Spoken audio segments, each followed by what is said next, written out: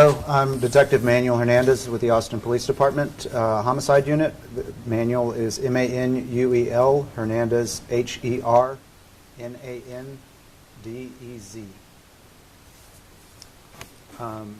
On Monday 25th, 2024 at approximately 10:58 p.m., APD officers responded to a shoot-stab hotshot at 414 East Wonsley Drive.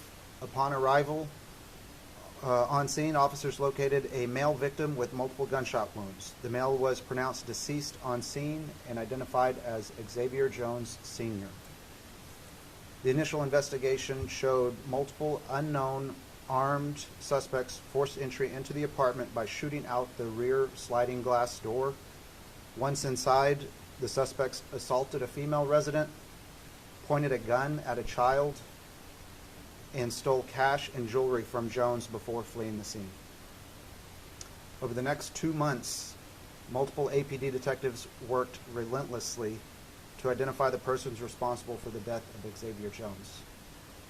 Through a combination of help from the affected communities, investigative techniques, and tips received through the Capital Area Crime Stoppers program, investigators were able to identify 6 people involved, and arrest warrants for capital murder were issued for each person.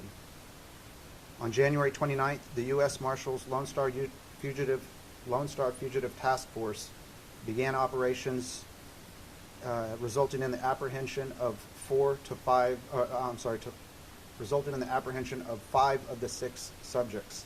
The 6th person was confirmed to already be in Travis County Jail for an unrelated violent offense. At the time of the murder, 5 of the 6 people involved had previously been released from jail and were under court supervision for unrelated violent offenses. This case remains an active investigation, and anyone with additional information is asked to contact the Austin Police Department at 512-974-TIPS, or you can submit your tip anonymously through the Capital Area Crime Stoppers program by visiting austincrimestoppers.org or calling 512-472-8477. Thank you.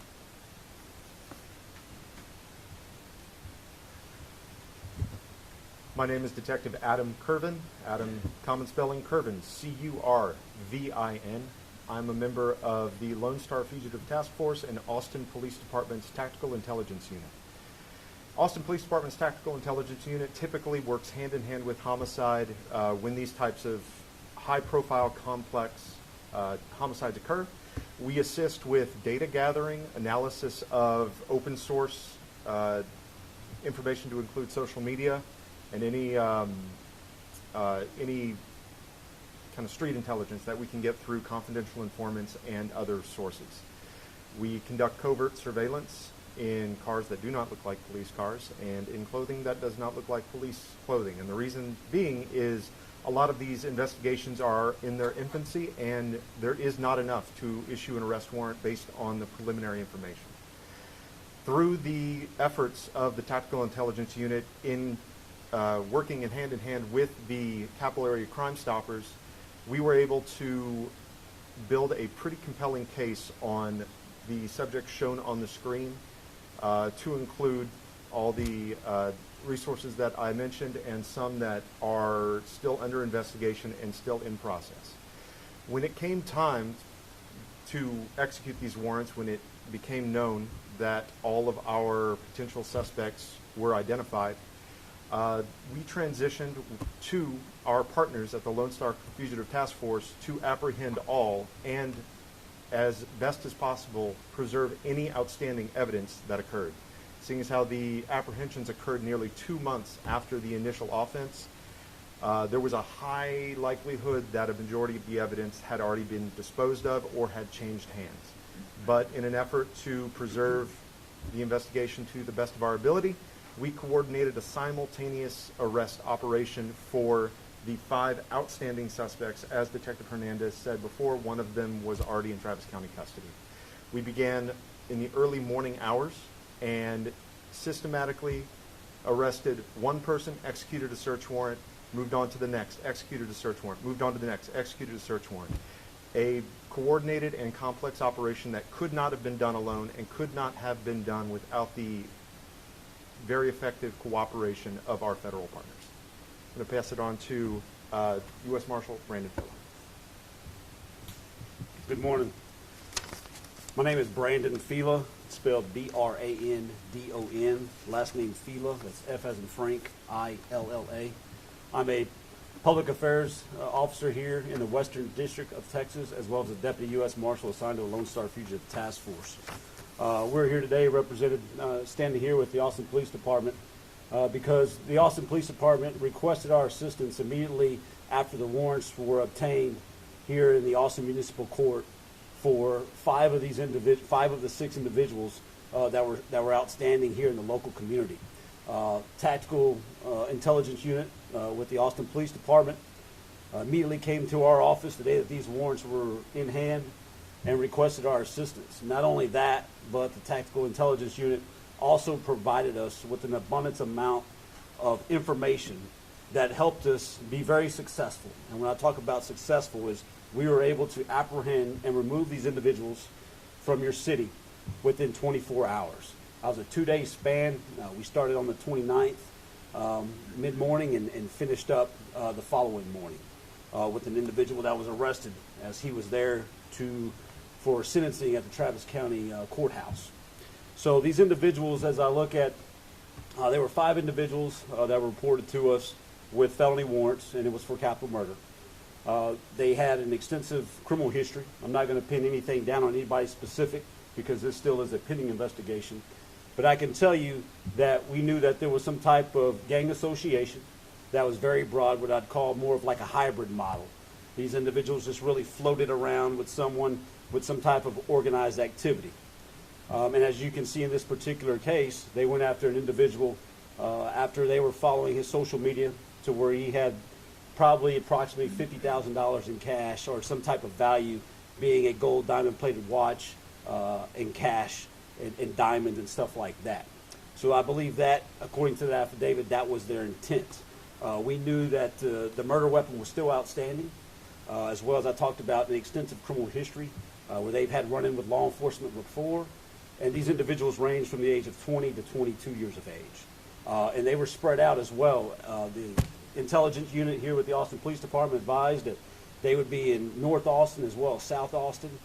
So we were able to look into that information and saturate this Austin area with about 27 to 30 task force officers that really helped us to be able to succeed in this case.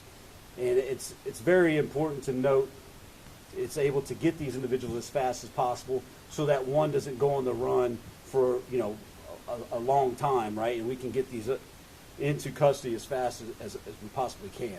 But not only that, during those arrests, there was no further incident reported, no types of incidents reported, injuries to law enforcement or any personnel that we arrested. But what I can tell you is, looking at the violence that we went after, there was search warrants completed as well as things in plain sight, and that yielded to firearms being recovered. I think approximately 2 to 3 pistols. We've had an AR-15, which is a rifle. We had another rifle that was seized with a scope on it and additional magazines. So these individuals that we went after were violent, and that's what this task force is here for, is to chase those individuals wanted for these violent types of offenses. Not only that, but we are also approaching our 20th anniversary for this task force here in April. So we have been teamed up with the Austin Police Department Intelligence, our Tactical Intelligence Unit, since the foundation of this task force in 2005. Just right below our feet in the basement is where this task force was really a foundation of it, as Austin Police was our first partner, to where 2 decades down the road we're still fighting what we were intended to fight, and that was to fight this crime and put these individuals behind bars, because unfortunately in this incident we want to bring closure to the victim's family, and that's our priority. That's our primary goal in this. But as we can look, as the names that we've arrested, just to kind of give you a span, Cameron Perkins, age 22, was arrested in the 1500 block of East Howard Lane. Lawrence Jones, 22, and Rihanna Farillis, 21, was arrested in 1100 block of Pearl Retreat Lane. We had John Willard Jr., 20, was arrested in the 5900 block of East Stastney Lane. And on January 20th, Judarian Forbes, 20, was arrested at the entrance of the Travis County Courthouse by the Travis County Sheriff's Office screening deputies at the direction of the Lone Star Fugitive Task Force. That was the last individual that we had learned had some type of hearing that morning at the courthouse, and we notified the screening personnel that he may be coming through. That concludes my statement. Questions. We'll bring Detective Hernandez up. If you have a question for somebody else, just let us know. You guys can raise your hand. Do you have any questions? You have Jamal and then Detective Hernandez, I think it was mentioned that this is possibly gang affiliated or gang related. Is there any other relation, I guess, for any of the crimes stemming from what you might feel this gang or affiliation were involved in? Crimes like that they seem to like they may have committed or you're investigating with that group? As far as the specific individuals that are involved in this case, I am not aware of any pending charges at this time. so how did you guys narrow down the A combination of a whole lot of things. It basically, and Detective Kervin can probably speak more about this, it started with a Crime Stoppers tip, and it just ballooned from there and ended up with, that's how we ended up getting 6 people. In particular, John Willard, was he out on bail for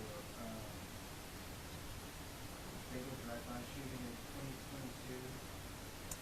I don't know the specific incident, but I do know that he was, at the time, he was out on bond. I don't know what he was being charged with exactly. Just to follow up, how frustrating is it for officers, for you guys, and the guys on the street, to see that he's out on bond, and yet you arrest him for a different crime? How frustrating is it? Yes, sir. It's challenging for me being on the inside. It's a drop in the bucket to the gentlemen and the men and women of the department that have to go out and risk their lives to apprehend these people for a second time. How about the ages of these suspects? I mean, they're all between 20 and 22 years of age. What can you say about just like how young they are and being involved in these It's becoming more and more common for us to see people at a younger age purporting very violent crime. And then a quick follow-up. I know November was a very busy month for homicide here in Austin. And I know that the police department is or was supposed to around that time. That didn't have any kind of bearing on how long it took this investigation to go on there. No, it did not. Yeah. What type of content was Xavier putting on social media of what type of relationship they have to see the content that it was uploading on social media? It wasn't anything that we would consider out of the ordinary. He's just documenting his daily activities, as so many people do on social media. Unbeknownst to him, people were just following that content with malintent. Is there any type of something that you wanted to tell to the people to make prevention of these type of cases? Just naturally, common sense, good judgment. Please be careful with what you're putting on social media, because you never know who's watching. So was Jones like in any of these things, or was he randomly targeted because of found what? Through the investigation, we know he wasn't necessarily random, but they weren't necessarily known either. The female involved who was assaulted, did she have any information with the parties involved? She did not. Other than the victim, I'm sorry. Do you have anything else for Detective Hernandez or anything? Thank you. Awesome. Cool. Thanks so much, y'all.